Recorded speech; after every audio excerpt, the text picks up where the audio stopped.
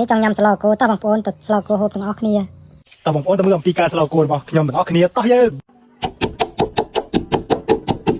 ខ្ញុំចាត់ទុកស្លគោពីថ្ងៃស្លគោចាផ្សំគ្រឿងរបស់ខ្ញុំមានគ្រឿងត្រីរំដេងមៀនហើយនិងខ្ទឹមយើងត្រូវបុកគ្រឿងមួយល្អិតផងដើម្បីយើងស្លទៅវាអត់មានកម្ទេចទឹកស្ត្រីវាហូបទៅឆ្ងាញ់យើងបុកទៅយកវាចឹងមកយក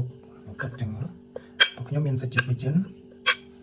បន្លែរបស់ខ្ញុំមានទឹកពីងហើយនឹងល្ហុងទឹកកងហើយនឹងល្ពៅហើយនឹងផ្កាល្ពៅត្រួយល្ពៅស្លឹកបាស្លឹកម្ទេសមានសាច់ជ្រូកចិនហើយនឹងគ្រឿងការស្លរបស់ខ្ញុំអត់ដាក់ខានទេខ្ញុំដាក់តែពីពីខ្ញុំយកទៅទៅជាពីពីខ្ញុំដាក់ទៅទៅ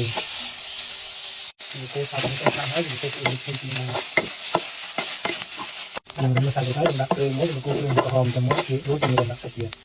ហមចឹងនេះដាក់នេះខ្ញុំដាក់វាមកគូសាច់គ្រឿងក្រហមទៅដាក់ទៅ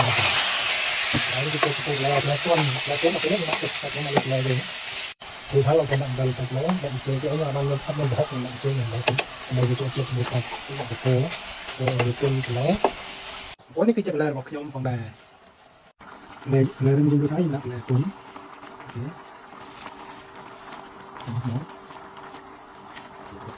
ไอ้ผู้ค้าบางคนต่างกอรีจงเนาะเราอยู่กับกอรีซับกอรีอยู่ดี